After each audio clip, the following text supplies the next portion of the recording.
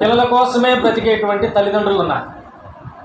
పిల్లల కోసమే బ్రతికేటువంటి తల్లిదండ్రులు ఉన్నారు. మీరు కొంతమందిని చూడండి, భర్త వదిలేస్తారు, చిన్న చిన్న పిల్లలు ఉంటారు, యవన వయసులో ఉంటుంది భార్య, వివాహం చేసుకుని సంవత్సరాలు గడిపేస్తారు.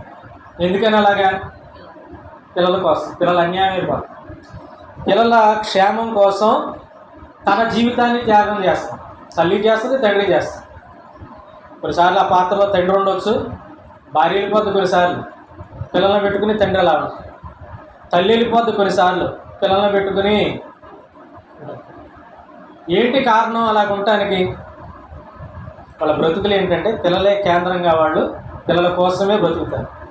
భార్య కోసం బ్రతికేటువంటి భర్తలు ఉంటారు, భర్త కోసం బ్రతికేటువంటి భార్యలు ఉంటారు, పిల్లల కోసం బ్రతికేటువంటి తల్లిదండ్రులు ఉంటారు. కొద్దిమంది మాత్రం